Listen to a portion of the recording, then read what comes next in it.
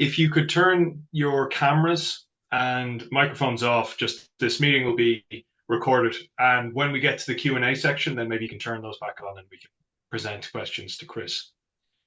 Okay, so it gives me great pleasure to introduce my colleague, Chris Smart, who's talking today about productivity in Ireland's domestically owned market economy, a comparative survey. Now, this is a very significant issue.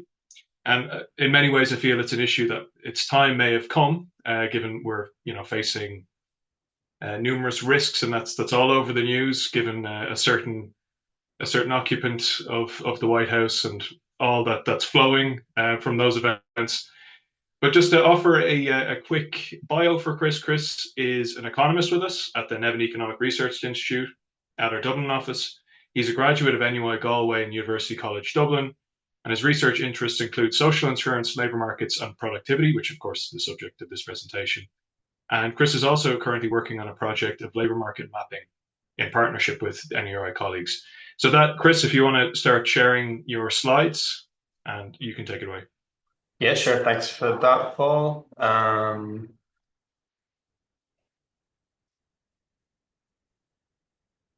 Okay, can everyone see this? Yep. I can see that, Chris. Yeah, great. Okay,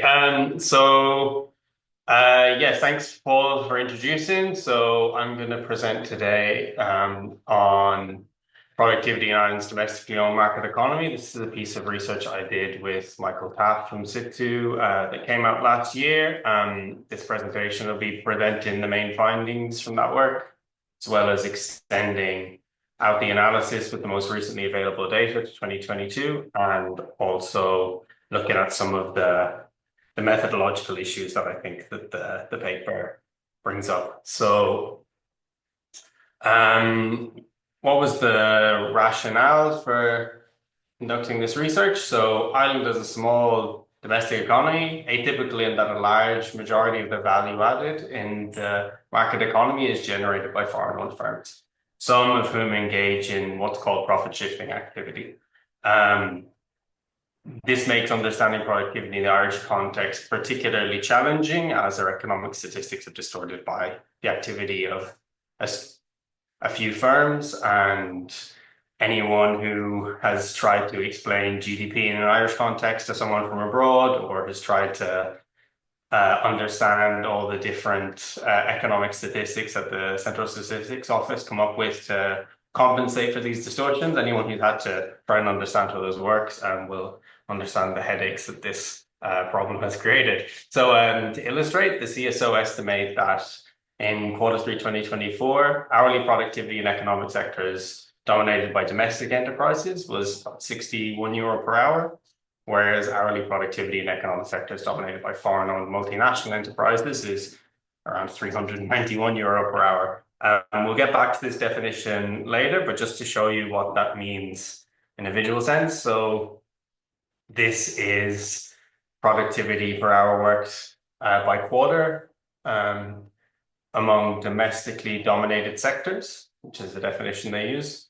So it looks reasonable enough, has increased closer to the end of the period. But to put this in contrast with productivity in foreign-dominated multinational sectors, we can see that there's a significant distance between these two groupings of sectors under their definition. So understanding this distortion and what the data underneath tells us is a critical question for Irish policymakers and researchers.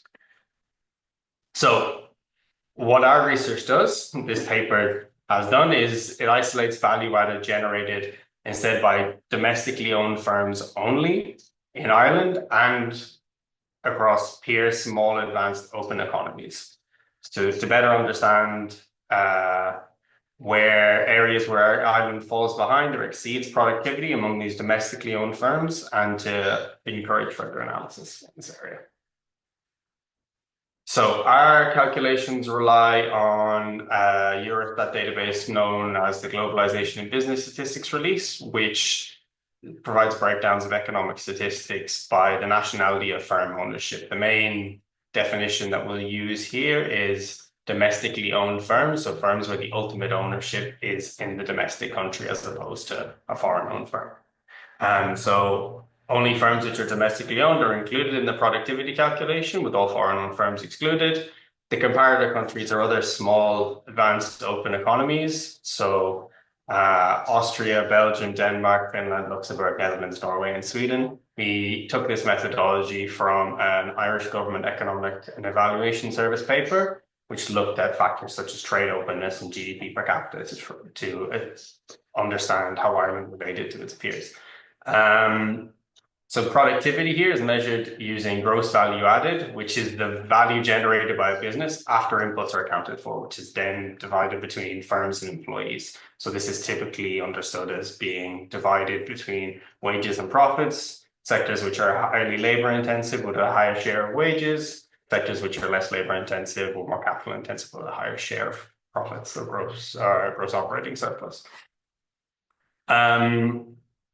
For this paper, our work is taken from the national accounts data. So this is done by getting the average hours worked by sector and applying that to the productivity data that we get for domestic firms in the Globalization and Business Statistics release. This allows us to account for the fact that in certain countries, people work more or less hours to ensure that the value added per hour worked, the value added is not inflated by the fact that in certain countries people might work more hours or reduced by the fact that people might work less, for example. Additionally, the nominal and real output per hour worked is calculated using GDP deflators. Okay. Just to cover some of the issues which are thrown up by the data. So the data focuses on the market or business economy, which can be taken as a proxy for the private sector. So it excludes things like agriculture, but also non-market employers, such as the employers in public administration, healthcare, and education. Unfortunately for us, changes to the Eurostat definition from 2021 make comparisons before or after this period complicated, as their definition of business economy was updated, and some of the sectors which were added in, it's not possible to subtract them as the data is not available for Ireland. So this presentation is going to focus solely on sectoral differences in productivity rather than on the difference in the overall business economy between Ireland and the peer countries. Although we did cover that in the paper originally as we were covering the data for 2019, and it was possible to do that, whereas now it's a little bit more complicated. So these are the initial results for 2022 where possible, although 2022 data was not available for Ireland in manufacturing and in financial insurance activities. So I've used 2021 for those. This is a lot of information. What you can see is Ireland represented in the green bar here. This is the value added per hour worked by employees. So you can see here that this is Ireland relative to its peers. This is the average for the small, open, advanced economies. And then the bottom row here is the percentage increase that Ireland would need to have to reach this average. So you can see that Ireland is behind in the majority of the sectors, although it is above the SOE average in prior professional, scientific, and technical activities and admin and support service activities. In order to see this a little bit more easily, the next slide should be an improvement. So you can see here that Ireland is behind in 1, 2, 3, 4, 5, 6, 7 of the sectors that are covered, and ahead in 2 of the sectors that are covered. Just to go into how to explain some of these results, for example, in administrative and support service activities, Ireland has quite a large domestic aircraft leasing sector, which generates about 11 billion of the 15 billion value added among domestically owned firms in that sector. So that gives us a relatively positive picture compared to other countries in this particular subsector. Another way to represent this as well is to look at how Ireland compares to the SOAE average, along with all the other countries that are covered. So what I've done is I've set the average figure at an index of 100, and I've placed every country relative to that. So any country below 100 is below the average for that particular sector. And if it's above 100, it's above the average for that sector. So you can see that Ireland is below, and in some cases significantly below and the lowest among many of the subsectors. Although again, it's ahead in professional, scientific, and technical activities and administrative and support service activities, as we said, which has that concentration of aircraft leasing. Another way to examine this data as well is to look at the subsectors within the broader sectors. Gives you a more specific understanding of the economic activity that's taking place. The main issue for me, going back to the definition change in Eurostat, is that some of the sectors were individually represented before, and then they were grouped together after the definition. So unfortunately, I haven't been able to update that data up to 2022, but just to show you a finding from the paper as it was originally published. So this shows the real value added per hour worked by subsector using an average 2017 to 2019. So what we've done here is we've taken the largest subsector in terms of employment in the Irish context and compared that to our peers, our European peers. So for example, among our domestic manufacturing base, food manufacturing is the largest activity. In food manufacturing, we're at a relative disadvantage to peer countries.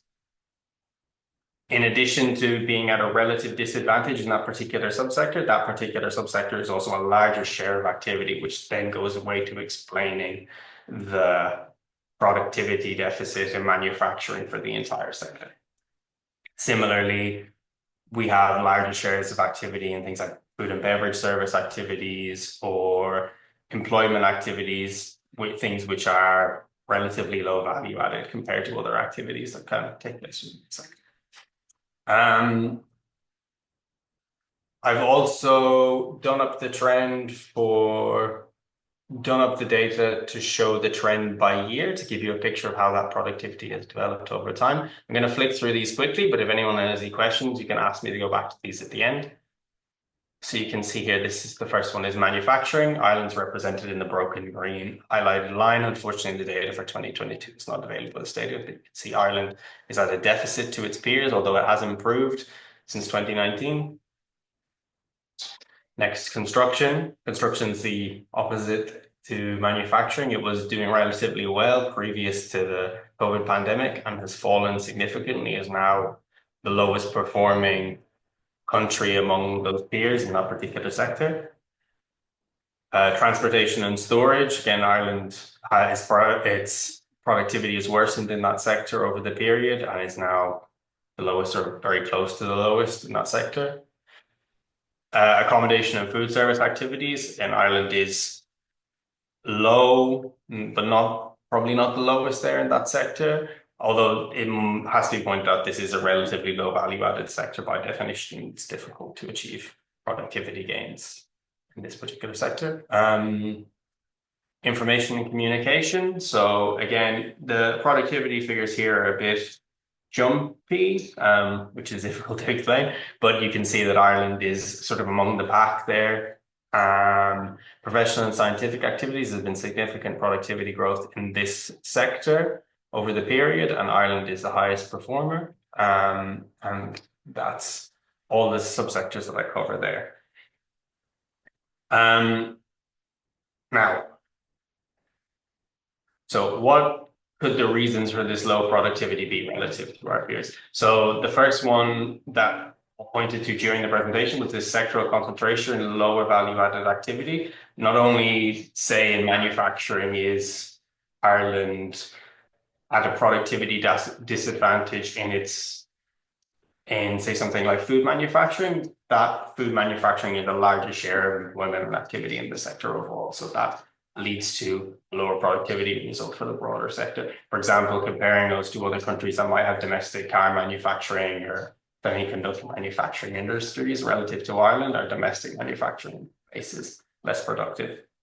Other reasons that we list, and this is just a non-exhaustive list that I'm happy to come back to in the Q&A session at the end. So we have things like low infrastructure quality, which is something that's flagged quite consistently, lower levels of investment, peripherality and transport costs. If you have to transport inputs from the continent to an island relative to living in the center of Europe and having different inputs and firms close by, that's going to increase your cost base. Fragmentation and lack of scale, again, by that peripherality. Managerial deficits that are crowding out of effect to foreign-owned companies. If foreign-owned firms are hiring all the productive labor or sucking up all the capital or investment, then that could lead to lower productivity among domestic firms. Access and cost of capital, input cost and supply chain management, going back to before, entry barriers and reduced market competition, low expenditure on education, training, research and development, being we are, low level of employee voice, collective bargaining, employee participation in the decisions of firms, and as well differences in social security systems. And in most of the continent, I believe you have things like unemployment insurance or active labor market policies to get people back into employment quickly, to reduce scarring, to make sure they're sorted into the most productive activity for their particular skill set, as well as things like presenteeism. The lack of coverage for sick pay, for example, in Ireland means people go to work when they're sick, and that might lead to a lower productivity. Again, none of these things on their own is an explanation for the relative underperformance of Ireland, but they could be factors. Okay, so now look, that's the results. Now I'm going to focus a bit more on the definitions and the methodology. So our methodology, again, to run back, looked at domestically owned firms only. Okay, so imagine if you're walking around outside, if you've just had domestically owned firms outside, that would be the economy that's represented in our results. So whether or not, anyway, we will get onto that later. So looping back to our initial look at the CSO domestic productivity approach. So they use a rule where if a sector is dominated by foreign-owned firms, if a certain threshold of turnover is generated by foreign-owned firms, that sector is excluded. Now, the intention of that is to exclude the sectors which are most likely to distort economic statistics in an Irish context. So again, this is the two lines we have here with the very, very high value added per hour worked in the foreign dominated sectors and the relatively smooth line in the domestically dominated sectors beneath. Okay, so there are benefits to this approach, just as there are benefits to ours, and there are negatives to the approach as well. So the positives to the approach that we see by the CSO are it fulfills the need to produce timely, consistent, accurate economic statistics. This is the remit of a statistical authority, and that makes sense from their point of view, removing subsectors which are most likely to exhibit large swings in output decisions of a small number of firms. Some of the negatives that could come with their approach are the entire footprint of multinational dominated sectors are removed, not just the firms causing distortions. Picking one of the sectors that is removed from the data, say, for example, pharmaceuticals, maybe there are a handful of firms among the several hundred firms operating in the sector which are causing distortions. Instead, all the activity from that firm is removed, or from that sector is removed, which is problematic. These are the most productive sectors and firms in the Irish economy, and they're removed entirely. Even if it's the case that a firm is engaged in profit-shifting activity, that's likely still quite a productive firm if it's taken the decision to come to Ireland and set up a manufacturing base, et cetera, et cetera. So removing them entirely from the data is problematic.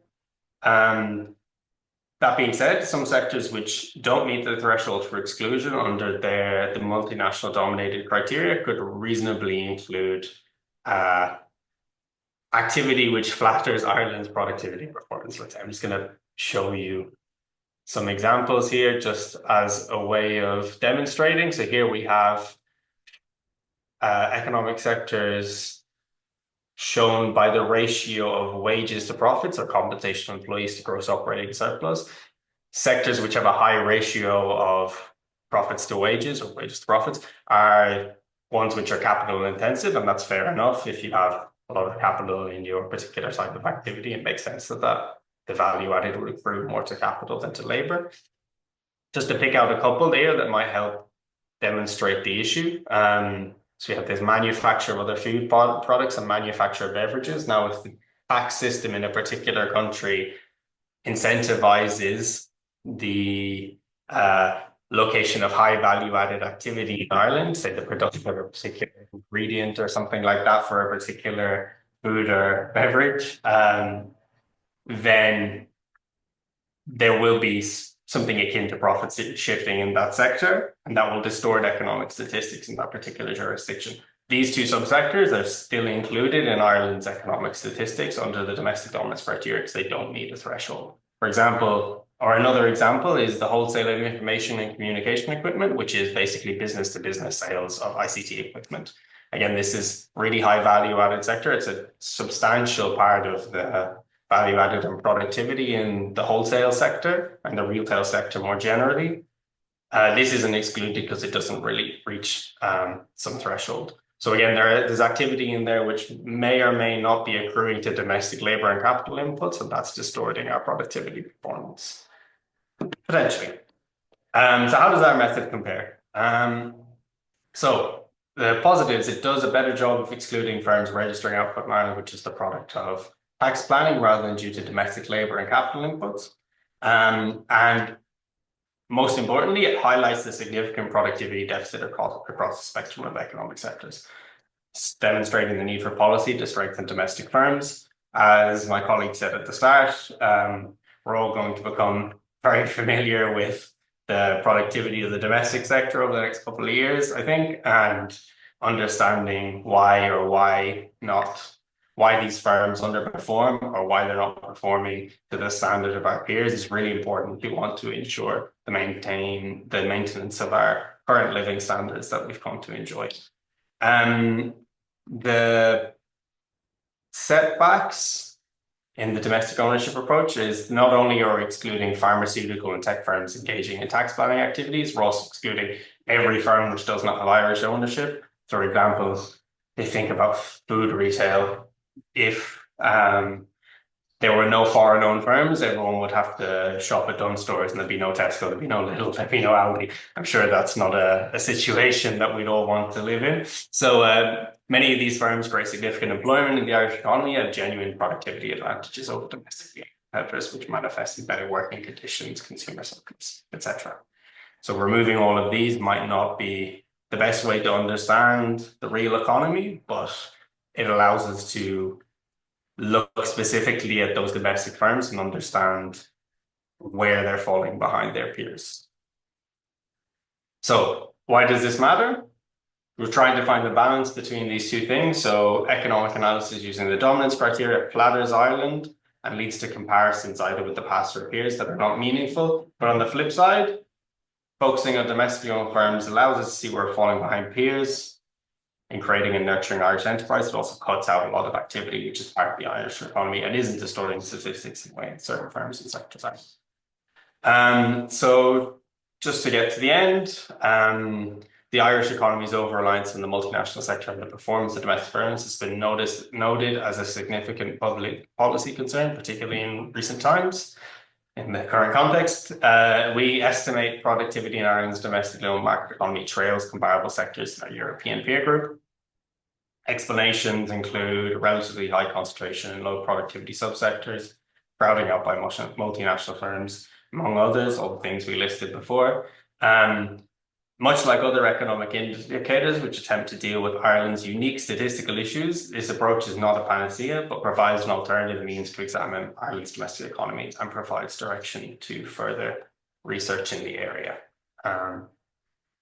So that's it. I'm happy to take any questions. We can go back to any of the slides in particular if you want to look at them more closely, as there was a lot of data in there. Thanks very much.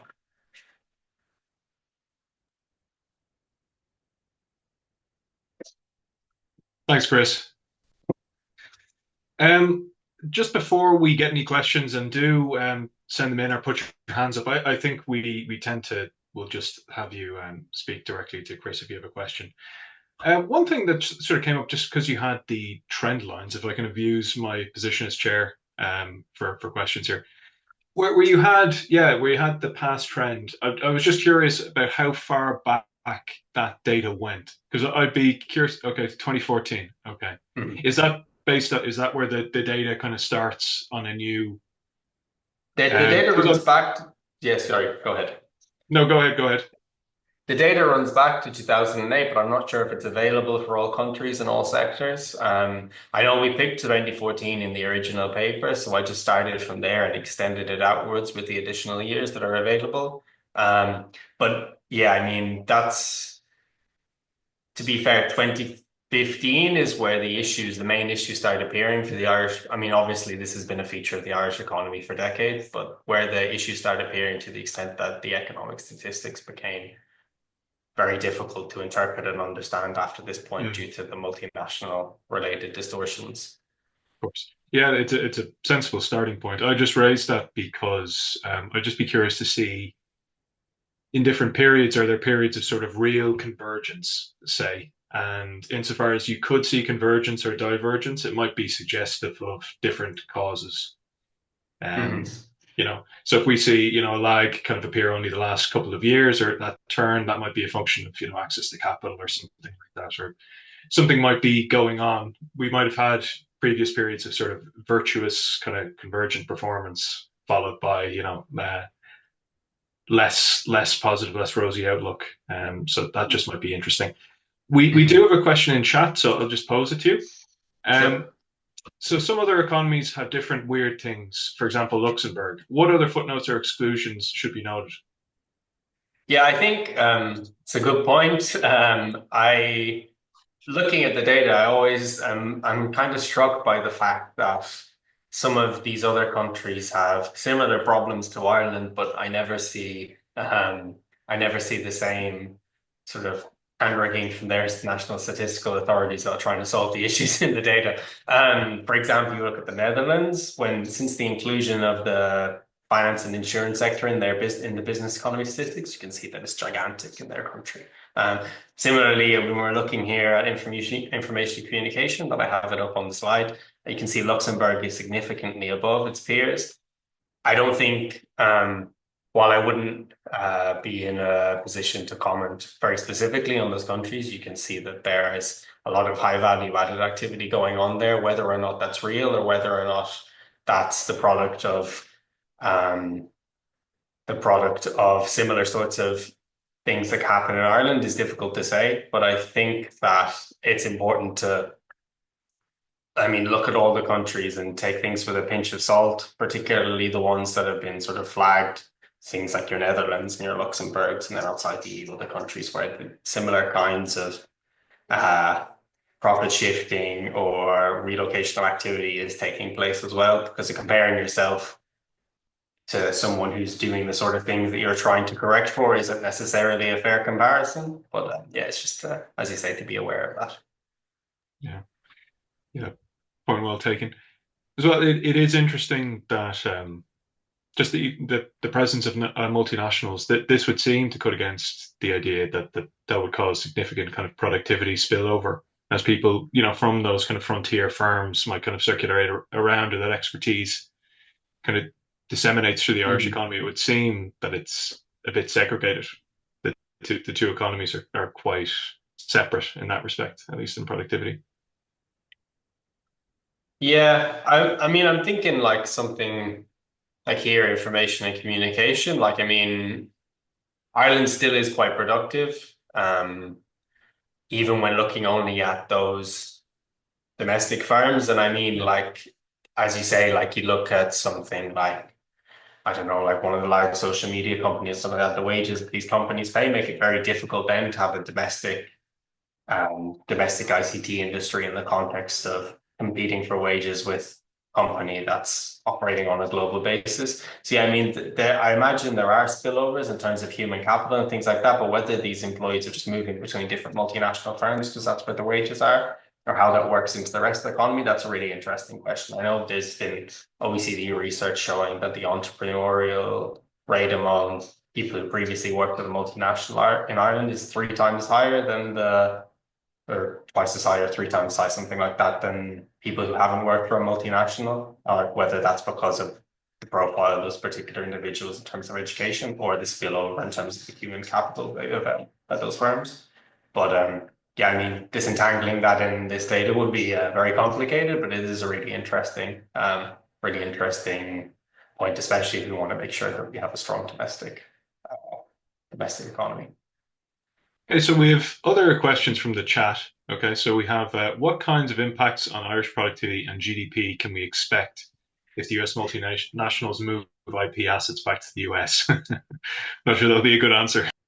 Why my manager has given me such an impossible question to answer. I have no idea. I'm not going to pretend I understand. I think if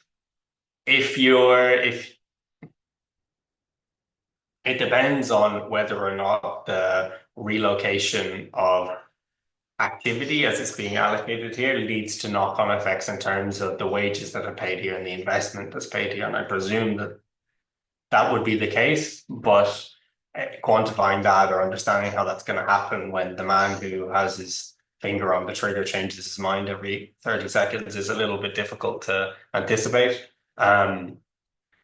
But in terms of, I suppose, the initial things would be that part of that value added that isn't paid in wages is gross operating surplus. That's a measure of profits. That's paid. Corporation tax is paid on that. So, I mean, if that activity were to be declared in the jurisdiction, then yeah, obviously that would be incredibly problematic for Ireland in terms of its over-reliance on corporation tax. But how that plays out, I suppose, is, and we'll have to see. Yeah, there'd be through a variety of complex channels, I'd suspect, that don't operate very directly at very least. So we have another question here. Could you comment on the role of deflators on the productivity differences you measure? It strikes me that the results could be sensitive to using purchasing power parity price deflators. Yeah, sure. I mean, what I would say is that if you look at the countries we have along the bottom here in terms of GDP deflators, are mostly quite similar. I mean, there will be countries like Norway, for example, that have quite a high GDP deflator. So their output is being produced quite a lot in that nominal to real transformation, whereas Ireland is mostly staying relatively in the same place. So I don't think that would explain Ireland's relatively poor result. If we look at these in nominal terms, Ireland is mainly maintains its place relative to its peers. What you do find is if you show these in nominal terms instead, that countries like Norway jump up quite a lot, or Luxembourg jumps up quite a lot. So GDP deflator is relatively heavy compared to the peers, but like relative to each other, most of these are the same. Relative to the rest of the Eurozone, we have higher GDP deflators, obviously, but this is a group of relatively high cost, high wage, high performing European countries in that context. Sure. Do we have any more questions or comments? I'm just conscious we can't see. See, Michael has his hand up. So, Michael, if you want to pose your question, or you could unmute.